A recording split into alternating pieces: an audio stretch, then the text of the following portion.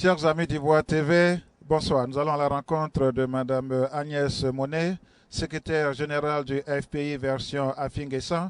Nous le savons tous, le FPI connaît aujourd'hui un bicéphalisme. D'un côté, Afinguessan, de l'autre côté, Abdraman Sangaré, qui détient la légalité, qui détient la constitutionnalité, qui détient aujourd'hui le pouvoir au niveau du FPI, pendant que le président Gbagbo est encore à La Haye. Pourquoi cette division? Quel est le poids du FPI sur l'échiquier national? Comment est-ce que le FPI peut repenser ses plaies pour devenir un et indivisible? Et puis, si le temps nous permet, nous allons discuter avec Mme Agnès Monet de cette coalition entre 10 partis politiques, dont le leader et le FPI. Kakabe, Essi Amara et Charles Konabani sont annoncés aussi dans cette coalition. Seule Mme Agnès Monet pourra nous apporter des éléments de réponse. Suivez-nous. Madame la secrétaire générale, bonsoir. Bonsoir, monsieur. Voilà, bonne arrivée ici aux États-Unis. Merci beaucoup. Voilà, nous avons tous lu à travers les médias sociaux ce qui se passe, mais avec vous, certainement qu'on aura un peu plus d'éclaircissement. Qu'est-ce qui se passe concrètement au FPI? Très bien, merci. Merci pour l'occasion que vous me donnez de pouvoir informer les frères, les sœurs, les amis, les sympathisants, les militants aussi du Front populaire ivoirien, puis tous les Ivoiriens de la diaspora. Qu'est-ce qui se passe au Front populaire ivoirien? Bon, je pense qu'il s'agit véritablement d'une question de positionnement.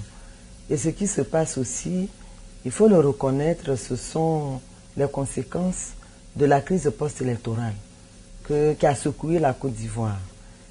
Et donc, ces conséquences, c'est quoi? C'est par exemple l'arrestation, l'emprisonnement de toute la direction du Front populaire ivoirien. Le président Pascal Afinguessan a été arrêté. Il a fait plus de 2 ans. Les vice-présidents Abdraman Sangaré, Simone Gbagbo, toute la tête a été donc arrêtée.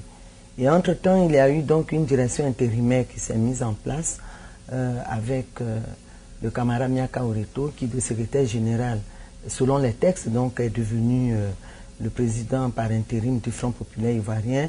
Le camarade Laurent Akoun, secrétaire général adjoint, devenu donc le secrétaire général du Front populaire ivoirien.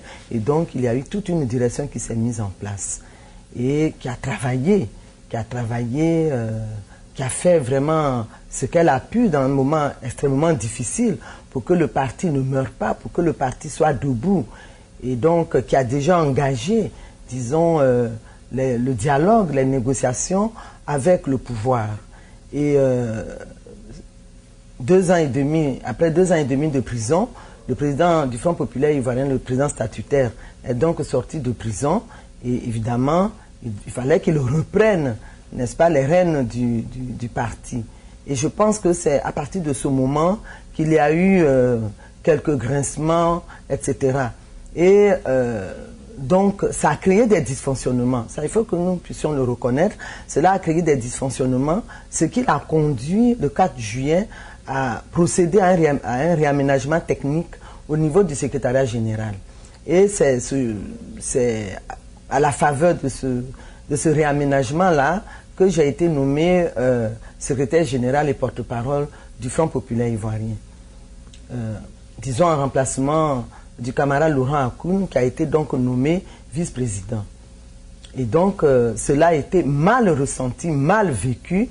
Et disons que ce qui, de mon point de vue, était une conséquence, finalement, a été vu comme une cause de la crise, etc. Il a fallu plus d'1 mois de négociation avec un comité de médiation pour que le 14 août, nous puissions, au cours d'un comité central, et sur la base des recommandations aussi, enterrer, disons-le comme ça, la hache de guerre. Et nous avons continué de fonctionner, le parti a continué de fonctionner, chacun a retrouvé donc sa place, ses fonctions, etc. Jusqu'à ce que nous passions, n'est-ce pas, à la préparation du congrès. Du congrès initialement prévu du 12 au 14 décembre 2014. les textes ont été adoptés, un comité d'orientation a été mis en place. Et là où les choses ont rebondi, c'est par rapport à la question des candidatures. Par rapport à la question des candidatures. Parce qu'effectivement, lors de la rentrée politique des camarades de Gagnoua, la fédération de Gagnoua, il y a eu un secrétaire général de fédération, le camarade Soro Kelefoa, qui a donc exprimé son désir de voir le président Laurent Gbagbo candidat lors de ce congrès-là à la présidence du Front populaire ivoirien, donc ce qu'ils ont appelé l'appel de Mama. Au retour de Mama, à la fin du mois d'octobre, 4 fédéraux conduits par le camarade Michel Gbagbo ont déposé la candidature, enfin une demande, disons, fait la demande de candidature du président Laurent Gbagbo. Alors, madame la secrétaire générale, par rapport à tout ce que vous expliquez, qui détient aujourd'hui la légalité du FPI, puisqu'on sait que le FPI aujourd'hui est un parti bicéphale? Non, pas du tout. Il n'y a pas 2 présidents. Il ne peut pas y avoir 2 présidents au Front populaire ivoirien. Alors, constitutionnellement parlant, constitutionnellement, c'est le camarade Pascal Affi-N'Guessan. Alors, que pensez-vous de la nomination de Abdraman Sangaré? On ne nomme pas le président au Front populaire ivoirien. Le président est élu. Vous pensez qu'il y a une violation flagrante des textes du Oui, FPI? tout à fait. On l'a déjà dit. Il y a une violation flagrante des textes du Front populaire ivoirien parce que c'est le Congrès qui est habilité, n'est-ce pas, à élire le président du Front populaire ivoirien. Quelles sont les prérogatives au niveau du FPI? À quel moment exactement l'Assemblée sans congrès peut désigner un président comme le Aucune assemblée ne peut désigner un président. Le comité central, parlons-en, hein, le prétendu comité central extraordinaire organisé par les camarades, d'abord c'est non statutaire. C'est non statutaire. Ce comité qui avait été annoncé pour le vendredi, je crois 6 mars, finalement s'est tenu en un lieu clos, en un lieu privé, en un lieu clos, le jeudi, je crois, le jeudi 5 mars, et en violation de tous les textes. Parce que le comité central du Front populaire ivoirien est toujours présidé par le président du Front populaire ivoirien. Qu'est-ce qu'on reproche concrètement à M. Affi? Ce qu'on lui reproche, c'est cela que je parle de positionnement. D'une bataille de positionnement. Parce que qu'est-ce qu'on lui reproche? Affi est sorti de prison, il a commencé à faire sa tournée, d'appeler sa tournée de mobilisation, tournée de compassion. Le FPI était debout, il était accueilli partout avec ferveur et tout le monde était heureux de reporter les symboles du Front populaire ivoirien. Et à partir de ce moment-là, bon, il s'est trouvé des camarades pour dire que Affi veut tourner la page de Gbagbo. Tout est parti de là. Affi veut tourner la page de Gbagbo et il s'en est suivi toute une série d'accusations non fondées. On l'accuse d'avoir tourné la page de Gbagbo, de rouler pour le pouvoir, etc. Lui, d'être à la solde du pouvoir. Même on a accusé le président français d'être aussi à la base. Et c'est à partir de ce moment-là.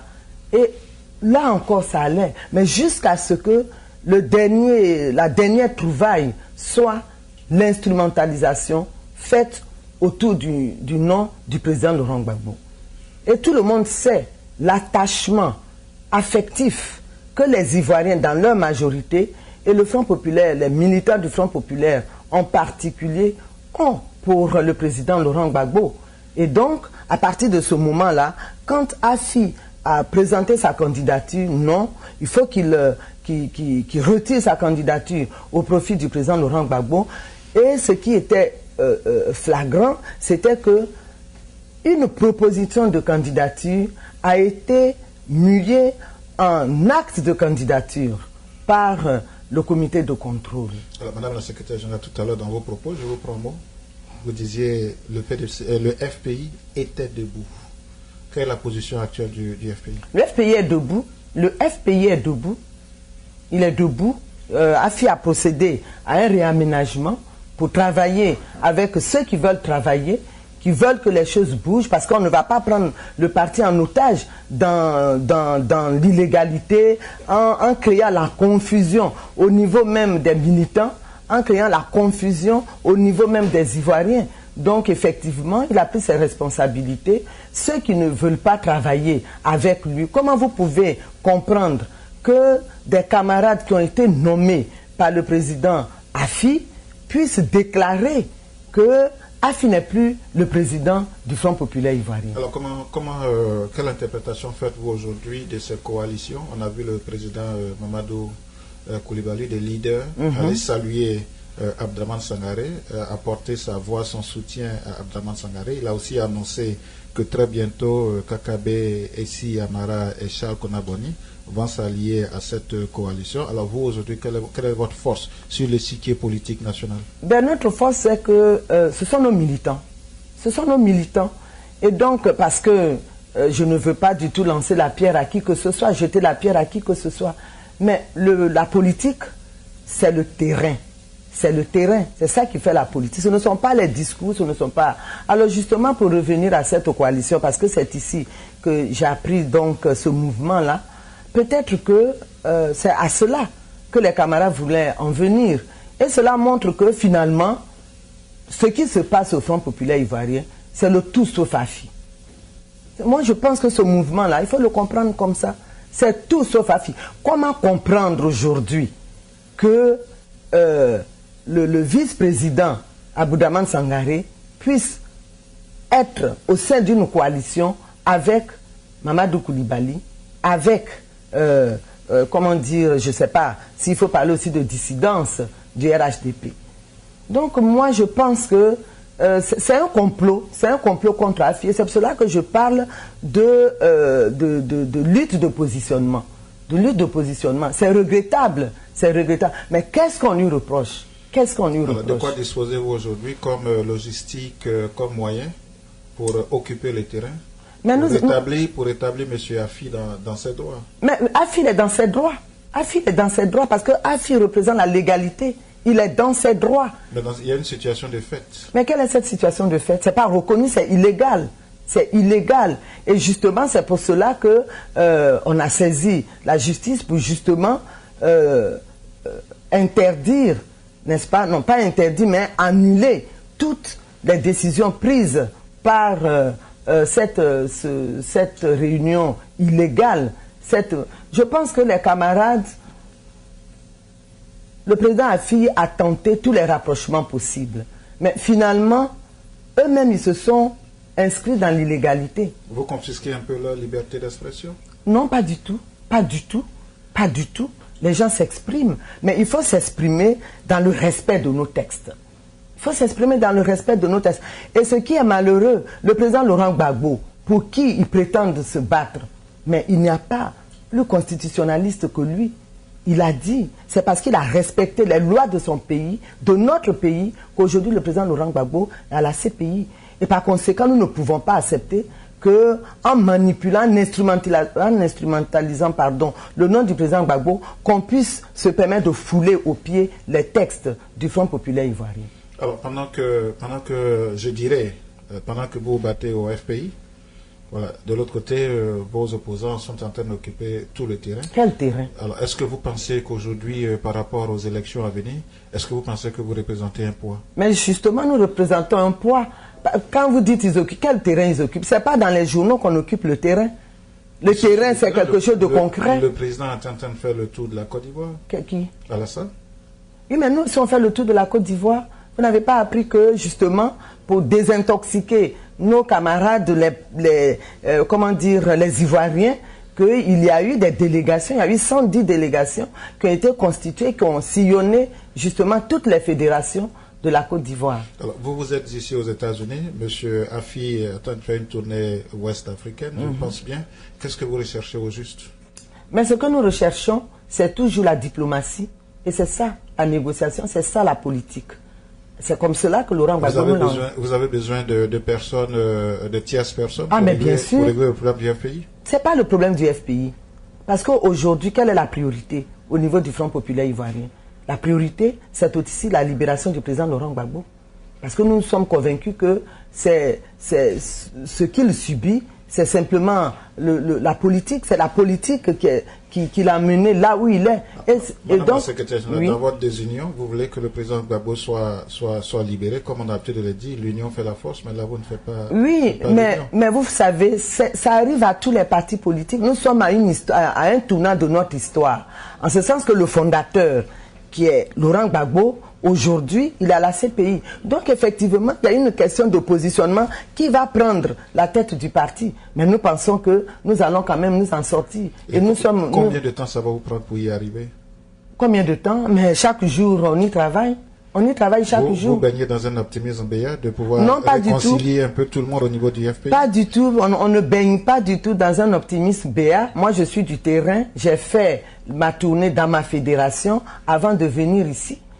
Vous comprenez? Donc, un ne marche pas, mais un autre qui prend le travail. Hein. On a refait le secrétariat général, on a renforcé, n'est-ce pas, les compétences, on a fait appel à tous ceux qui veulent que les choses changent, selon les textes du Front populaire ivoirien, parce que notre slogan, justement, c'est asseyons-nous et discutons. Et nous ne pouvons pas comprendre qu'aujourd'hui, même pendant nos tournées, il s'est trouvé des camarades pour envoyer des messages pour que nous ne puissions pas faire ces tournées-là. Non, c'est pas ça la démocratie. Abdraman aujourd'hui a publié la liste de son bureau. Madame Simone Gbagbo est vice-présidente. Donc ça fait qu'il y a aujourd'hui deux têtes. Oui, mais l'autre tête n'est pas reconnue. On est quand même... L'autre tête n'est pas reconnue. Alors c'est quel FPI? C'est quel FPI? Bon, là, comment ça s'appelle? C'est à vous de nous le dire. Ah non, nous c'est le FPI. C'est à vous de nous le dire. On peut appeler FPI opposition? Je n'en sais rien, mais il faut encore que ce soit reconnu. Parce que le FPI qui est là depuis, comment on appelle ça, depuis l'élection du président Affi N'Guessan, c'est aussi un récépissé qui fait que le FPI est reconnu. Est-ce qu'on peut penser à une éventuelle tribalisation du FPI? Affi N'Guessan à Nîmes et les Atiers, tous les Akans vont se rallier au niveau des Affi N'Guessan. Abdraman et les BT vont aller ensemble. Mais pourquoi vous dites Abdraman et les BT? Je pense que c'est peut-être une analyse que je fais. Oui, tout à fait, mais non, nous ne voulons pas du tout de cette analyse-là. Et nous refusons ce genre de raccourci. Oui, mais est-ce que vous ne pensez pas que c'est ce qu'on constate maintenant? Non, pas du tout, parce que Simone, c'est vrai que peut-être par alliance elle est BT, mais non. De la même manière qu'il y a des BT, etc., des ACAN du côté, au niveau du Front populaire ivoirien statutaire, dirigé par le président Affi N'Guessan, de la même manière aussi, dans la dissidence, il y a toutes les régions du pays. Vous êtes reconnu par le pouvoir en place. Est-ce que vous pensez être en position de force? Nous le pensons.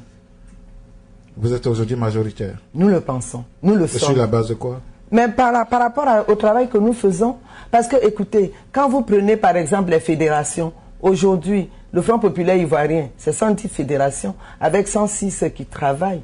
Il y a au moins 80 qui sont avec Pascal Affi N'Guessan, qui sont avec le Front populaire statutaire. Quand vous prenez par exemple les secrétaires nationaux de région, sur la quarantaine, qu'il y a une quinzaine qui se retrouvent dans la dissidence. Vous comprenez? Donc nous pensons que nous sommes majoritaires. Nous sommes majoritaires. Alors, les élections à venir, votre point de vue, votre position? Notre position de principe, c'est la participation aux élections. Gagner ou participer? Mais évidemment, si on participe, c'est pour gagner. Les autres ont fait une coalition, vous n'avez pas encore cette coalition? C'est nous qui avons déjà fait l'alliance des forces démocratiques de Côte d'Ivoire. Vous avez combien de partis à votre sein? Nous avons 10. Nous avons 10 partis. Eux aussi, ils ont 10, plus le candidat du PDCI. Mais nous ne faisons que commencer. Attendons de voir. Attendons de voir. On ne fait que commencer. Attendons de voir. Alors, quand vous vous retrouvez la plupart du temps en conseil d'administration du bureau politique, quel est cet état d'esprit-là qui vous anime? Et si vous rencontrez aujourd'hui Abdraman Sangaré, quelle serait la nature de votre discussion?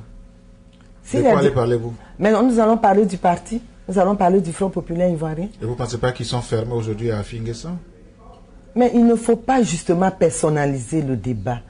Je pense que nous avons... Ce n'est pas ce qu'on constate. Nous avons tous... C'est malheureux. Parce que Affi N'Guessan a toujours voulu, n'est-ce pas, du rapprochement. de façon humble, mais évidemment, je suis obligé de le dire, c'est celui-là que nous avons tous considéré comme le gardien du temple, n'est-ce pas, comme le gourou.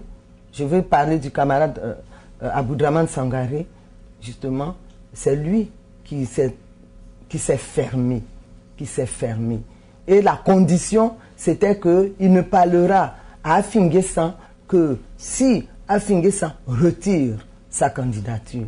Nous disons, mais attendez, nous sommes dans quel parti? Le FPI est créé avec 25 ans. Est-ce vrai qu'Afi a été acheté par le pouvoir en place? Non. Pourquoi serait-il acheté? Pourquoi le serait-il? C'est ce qu'on lui reproche. Mais c'est ce qui est grave. C'est-à-dire qu'on n'a pas d'argument, on accuse sans preuve. Donc vous pensez que c'est à tort? C'est à tort. C'est pas manque d'arguments. Pourquoi Afi se ferait acheter? Son problème, c'était de se battre pour que ces sanctions soient levées, pour que son compte soit dégelé. Aujourd'hui, qu'est-ce qu'on n'a pas raconté? Que sa maison a été retapée par le pouvoir. Mais rien du tout, rien de tout cela. Pourquoi le président Alassane l'achèterait-il?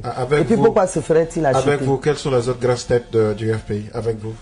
Il y a le ministre Assid Guégué, il y a Maningé Saint-Michel, il y a Voo Saï, il y a Crécré Firmin, il y a la ministre Adjobi Christine, il y a Christine Kounan, etc., etc. Il y a Yapoati Benjamin, il y a aussi Atebi William, il y a Chairman Gay.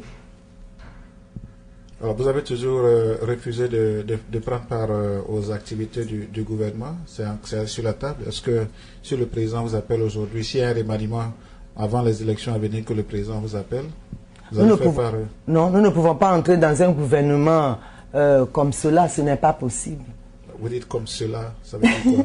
C'est-à-dire sans aucune concertation, sans aucune plateforme, sans un minimum de non.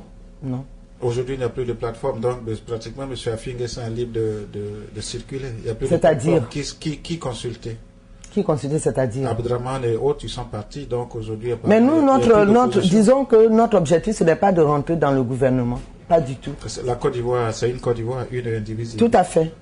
Mais une indivisible, justement, nous plaidons, nous luttons pour qu'il y ait un véritable dialogue politique, pour régler tous les problèmes nés de la crise post-électorale. Nous plaidons pour qu'il y ait la tenue des états généraux, n'est-ce pas, de la République, pour que nous puissions, solder toutes ces questions récurrentes. Alors, Madame la secrétaire générale, quand vous ne pouvez pas balayer vous-même votre maison, comment comptez-vous balayer la maison de l'autre? La maison de qui? Comment comptez-vous régler ces problèmes des États généraux pendant que le FPI est aujourd'hui en pleine session? Mais c'est devoir. Ce n'est pas le FPI, c'est la Côte d'Ivoire. C'est la Côte d'Ivoire. Ce que nous proposons là, c'est pour la Côte d'Ivoire. Ce n'est pas pour le Front populaire ivoirien. Seulement. C'est le FPI qui demande cela. Oui, c'est le FPI. Le PDCI n'a jamais demandé cela.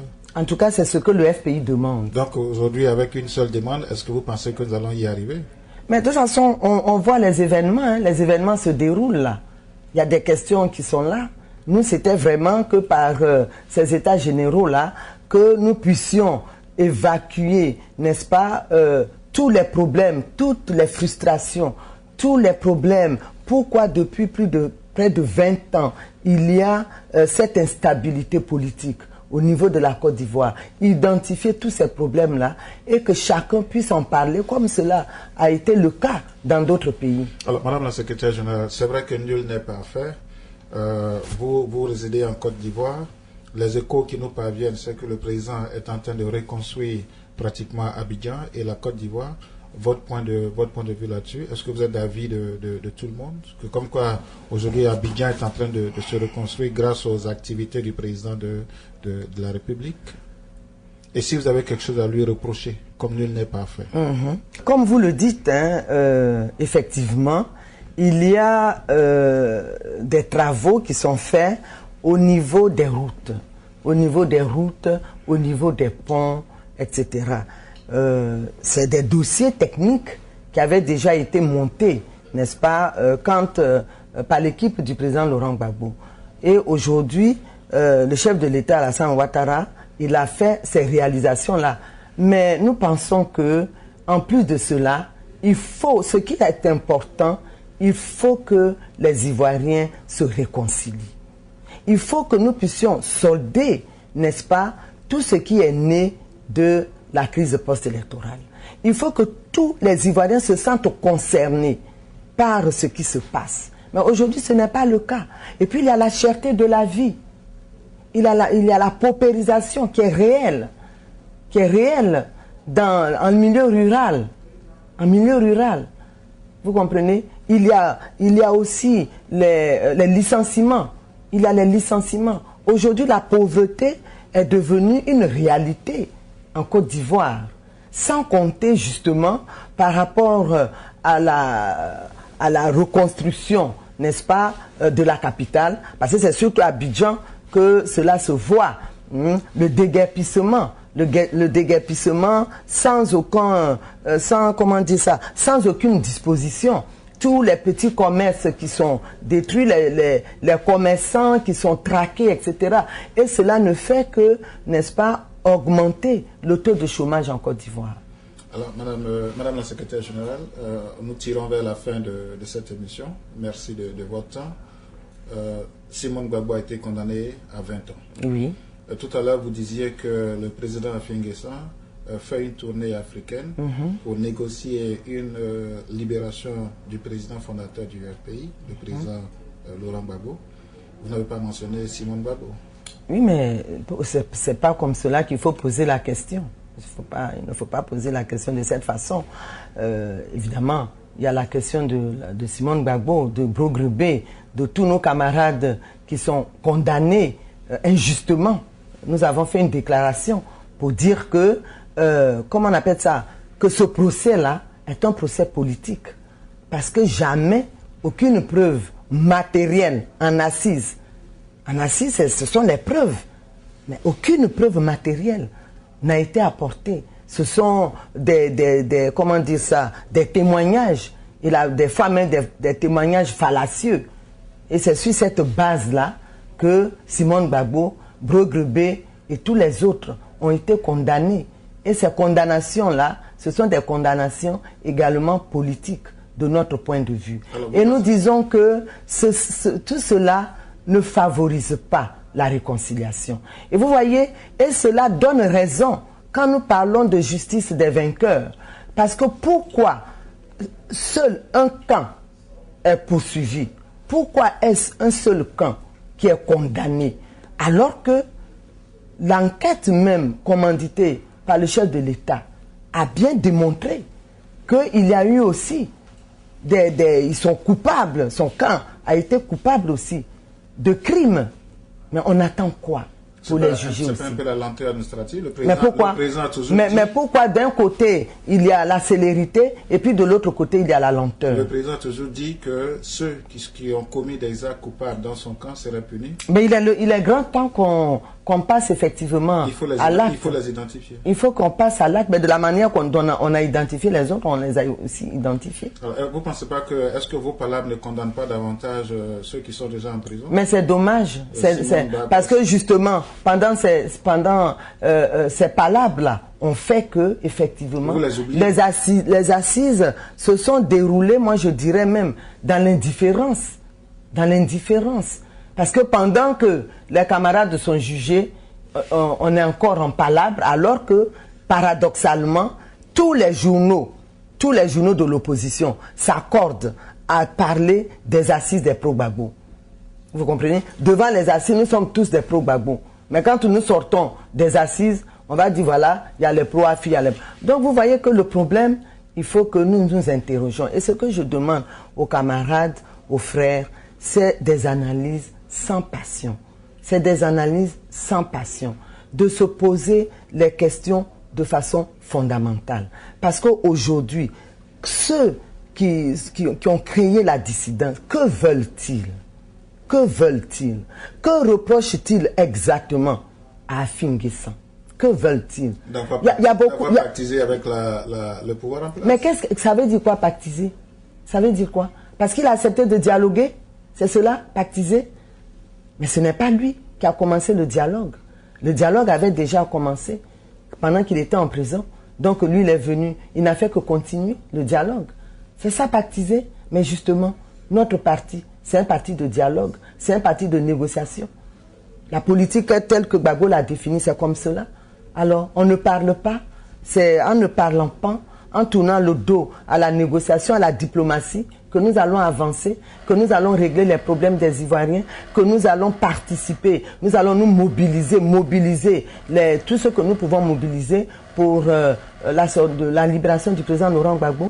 Nous avons condamné ce procès politique-là, nous avons condamné ces verdicts aussi politiques, et nous disons que ce n'est pas cela la solution. Ce n'est pas ce qui va nous faire avancer. Qu'aujourd'hui, les Ivoiriens ont besoin de se retrouver et il faut que le chef de l'État accepte une vraie réconciliation. Parce que le pays, ça ne va pas avancer. On chante. Il paraît qu'actuellement, il y a un panel de haut niveau sur l'émergence de l'Afrique. Mais je pense que de plus en plus, nous parlons de l'émergence de la Côte d'Ivoire en 2020. Mais ce n'est pas comme cela que nous allons aller à l'émergence. Si nous n'arrivons pas à fédérer, mais il faut qu'il y ait une véritable réconciliation. Regardez ce qui s'est passé en Afrique du Sud. Il faut qu'il y ait une véritable réconciliation. Il ne faut pas qu'on donne l'impression qu'il y a un camp qui est constitué uniquement de bourreaux et puis un autre camp uniquement de victimes. Je dis non. Je dis non. Parce que tout ça, ça va nous faire remonter à la racine même des problèmes que nous vivons. C'est ce qui cause un peu l'incompréhension de la part des autres sur M. Affi. C'est-à-dire cette histoire vous parlez de réconciliation, vous parlez de bourreaux et de victimes. Donc M. Affi a dit demander au pouvoir en place de s'asseoir, de négocier. Et puis l'opposition aujourd'hui du FPI a maintenu une position de fermeté, ne pas discuter avec le pouvoir en place. Non, c'est ce que je redis. Ce n'est pas Affi qui a commencé la négociation. La négociation a commencé et c'est le Front populaire ivoirien avec la direction intérimaire qui a demandé la négociation depuis septembre 2011. Et la direction intérimaire a été reçue par le chef de l'État. Alors aujourd'hui, on nous parle de quoi? De quoi nous parle-t-on? Et tous ces tours qui ont été faits, toutes ces tournées en Occident, à l'Élysée, c'était pourquoi?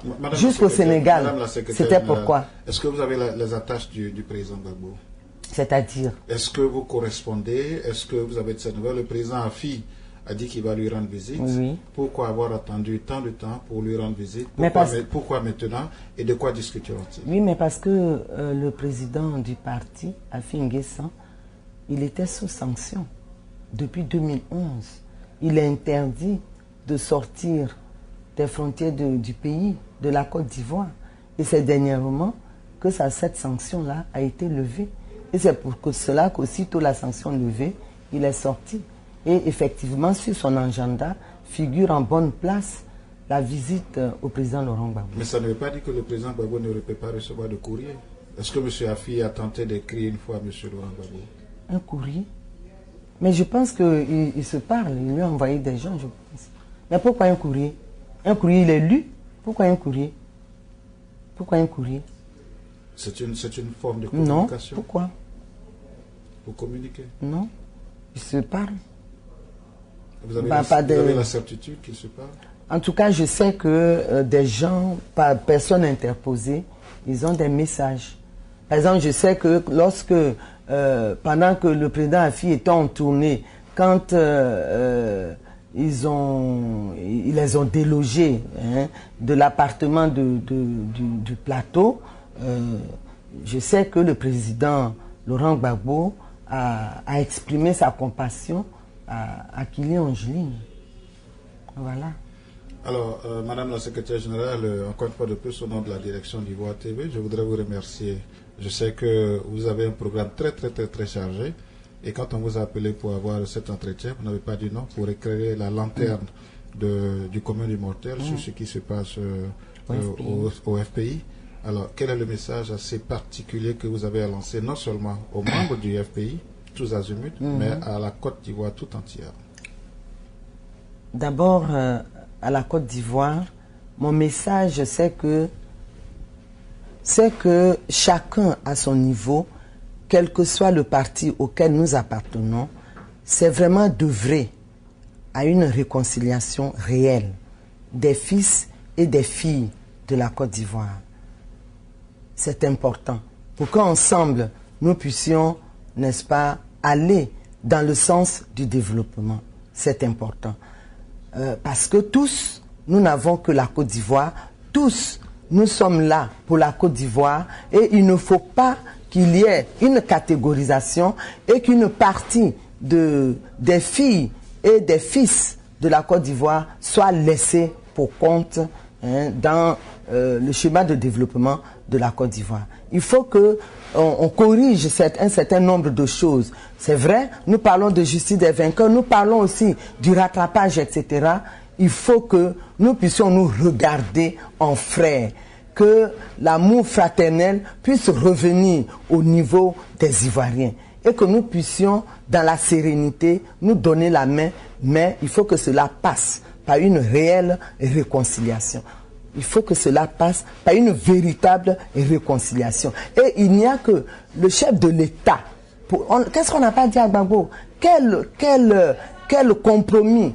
Qu'est-ce que Gbagbo n'a pas fait pour qu'on en arrive là où on est? Donc, il faut que le chef de l'État se dise qu'il est de son devoir de réconcilier toutes les filles et tous les fils de la Côte d'Ivoire. Ça, c'est ce que je lui demande. Et au niveau du Front populaire ivoirien, je pense qu'il faut que nous nous ressaisissions. Il faut que nous nous ressaisissions. Surtout les camarades qui parlent au nom du président Laurent Gbagbo, il faut que nous puissions aller à l'école du président Laurent Gbagbo. Cet homme tolérant, ce démocrate, cet homme humble, et que l'humilité puisse nous habiter pour que vraiment nous puissions de façon sereine aller à l'essentiel. Et la réconciliation, il faut que nous puissions la réussir pour que la cohésion, l'unité reviennent au sein du Front populaire ivoirien. C'est à cela, c'est à cette condition-là que nous allons pouvoir gagner. Ce n'est pas en allant nous faire des coalitions.